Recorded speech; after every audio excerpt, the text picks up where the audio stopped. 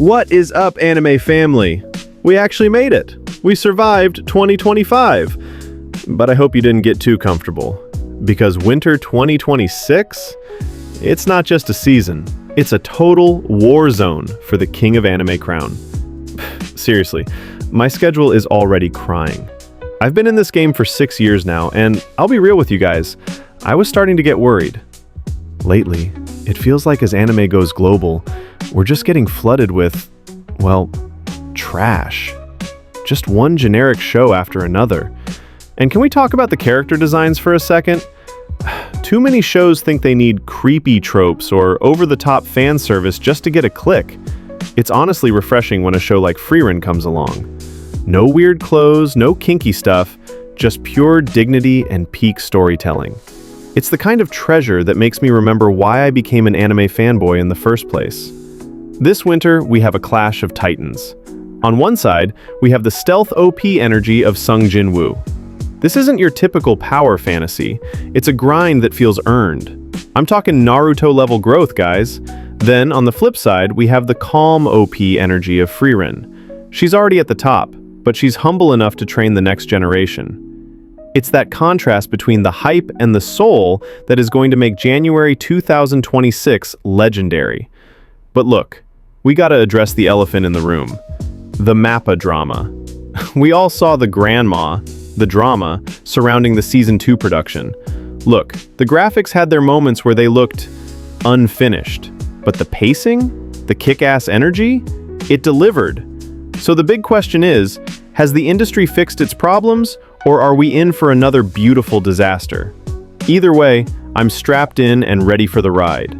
Today, we're breaking it all down. From the mystery of Jinwoo's father to the Genjutsu wife in Hell's Paradise.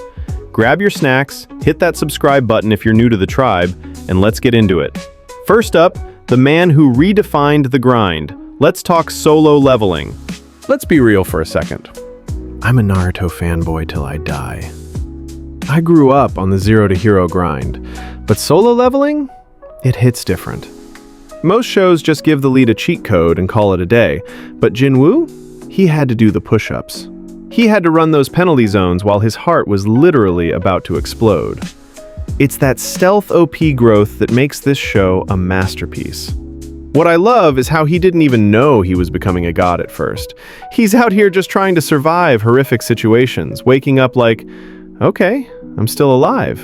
I guess I'll keep going. And then he realizes the system is molding him into something beyond human. The confidence shift? It's peak cinema. You can see it in his eyes. He goes from please don't kill me to arise. And that arise moment in Season 2?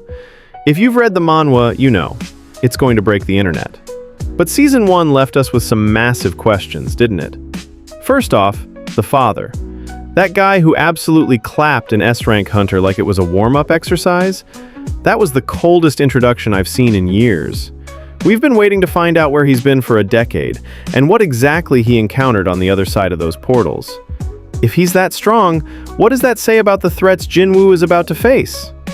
And then there's Jeju Island. Those ants. We saw the aftermath, we saw the evolution. This isn't just another dungeon raid, this is the Shibuya incident of the solo leveling world. Plus, those two mysterious guys watching from the shadows? The world is getting bigger, the stakes are getting higher, and the portals are getting scarier. My only hope for Season 2? A 1 pictures, please. Don't lose the upbeat pacing. Keep that growth steady, but keep the mystery of the architect front and center. So, I've got to ask you guys, and I want the truth in the comments.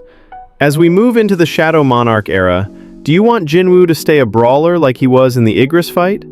Or are you ready for him to sit back like a king and let his shadow army do the dirty work?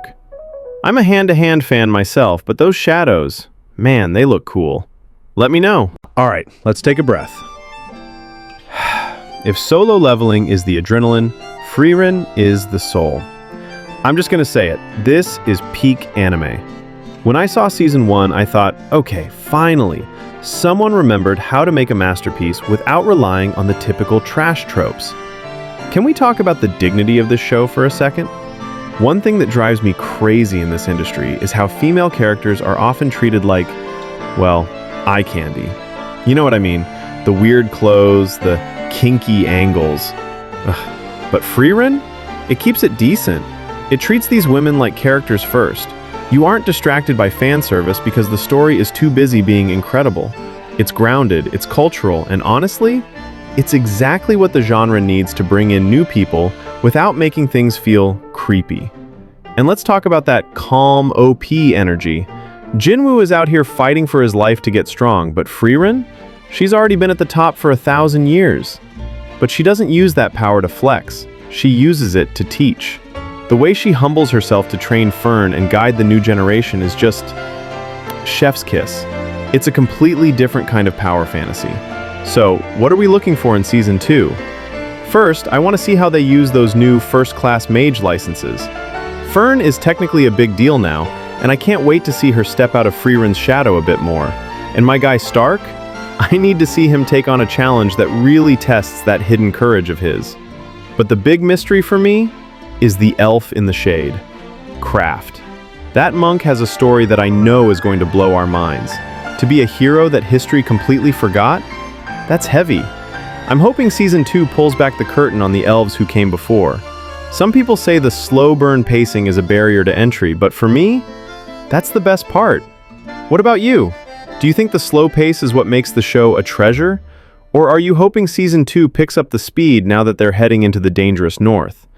Let me know in the comments if you're team slow burn or team let's go. Alright, let's get dark. If Frieren is a dream, Hell's Paradise is a beautiful psychedelic nightmare.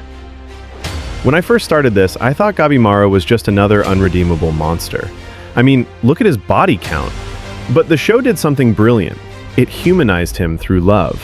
Or, at least, it made us think it was love. You guys pointed this out in the comments, and it's a genius take. The king is the ultimate puppet master.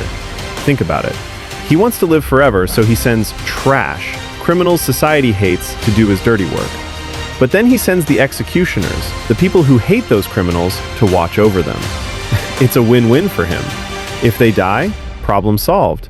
If they find the elixir, he probably kills them all anyway to keep the secret. It's a twisted game where nobody was ever meant to come home alive. But then, Season 1 hit us with that absolute gut punch. The Genjutsu wife. The idea that Yui might just be a hallucination created by the village chief to keep Gabimaru obedient? That is cold. It changes everything for Season 2. If the woman he's fighting for doesn't exist, does the human version of Gabimaru die with her? Or has he changed so much that it doesn't even matter if she's real? That psychological battle is going to be just as brutal as the physical ones. And we can't forget the immortal village chief. How does he know so much? Is he actually connected to the Tensen on the island? In Season 2, we're finally going to see the gods of this place, the 7 immortals who have mastered Tao. Gabimaru and the crew are basically ants fighting giants at this point. They're going to have to learn the island's own power just to stand a chance of not being turned into literal flower food. I've got to know your theory on this one. If it turns out Yui really was a lie, what do you want to see Gabimaru do? Should he stay human because of what Sagiri taught him?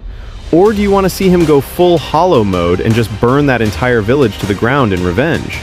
Personally, I think a vengeful Gabimaru would be the most terrifying thing in anime history. And finally, we have to talk about the heavy hitter that refuses to stay down. Jujutsu Kaisen Season 3. Look, we have to address the grandma, the drama, surrounding MAPPA. We all saw the headlines during Season 2. The animators were pushed to the limit, the schedules were a mess, and yeah, if we're being honest, some of the graphics looked a bit unfinished toward the end. But here's my hot take, and a lot of you guys actually agreed with me in the comments. Even if the drawings melted in a few frames, the actual output, the pacing, the kick-ass energy, it was elite. It didn't matter if every frame wasn't a desktop wallpaper because the storyline was so gripping that we couldn't look away. Shibuya was a masterclass in chaos, and MAPPA delivered the vibe perfectly, even if the production was held together by tape and prayers. Now, we're heading into the Culling game arc on January 8th. If you thought Shibuya was bad, this is a full-blown sorcerer battle royale. No schools, no rules, just pure survival. And this is where Yuji's mental state really gets tested. What I'm looking for here is that jobless reincarnation level of consistency. You guys mentioned Mushoku Tensei, and that's the gold standard. We want JJK to have that same polished, world-building excellence while keeping its own signature grit. We need the staff to have the time they need to make this a masterpiece. With new players entering the game and the world of sorcery completely exposed, Season 3 is going to be faster and louder than anything we've seen. We're talking movie-quality fights every week. If MAPPA has fixed their scheduling issues, I'm cautiously optimistic because the gap between seasons has been decent this time. They've had time to cook, and I think they're about to serve us a 5-star meal. So, I'm putting it to you. Does the behind-the-scenes drama affect your enjoyment? Or are you like me, where as long as the pacing is kick-ass and the story hits, you're all in? And honestly, after that Shibuya finale, who isn't hyped to see Yuji go full Culling game mode? Let me know your expectations. So there you have it, the Winter 2026 Survival Guide. Honestly, looking at this lineup, we are spoiled. We've got the stealth OP grind of solo leveling, the calm dignity of Frieren, the psychological nightmare of Hell's Paradise, and the pure kick-ass chaos of JJK. If you can't find something to watch this January, I don't know what to tell you. If I have to pick my personal king of the season, it's a tie for me. For pure hype and that Naruto-style growth, I'm all in on solo leveling. I need to see that arise moment with movie-tier animation. But for the soul of anime, it's Frieren. In a world of trash seasonal shows and creepy tropes, Frieren is the treasure that keeps this medium respectable. It's the standard I want every studio to strive for, that jobless reincarnation level of polish and world building. But hey, my opinion is just one side of the story. I want to hear from you. I asked a lot of questions today. Shadow Army or hand-to-hand? Slow burn or fast pace? Is Gabimaru's wife even real? Drop your theories in the comments. I'm going to be down there hearting the best takes, and I'll be featuring a few of you in the next deep dive video. If you enjoyed this breakdown, do me a huge favor. Smash that like button and subscribe to the tribe.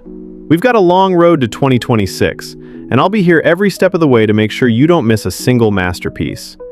Until next time, stay hyped, stay humble, and keep watching the good stuff. I'm out.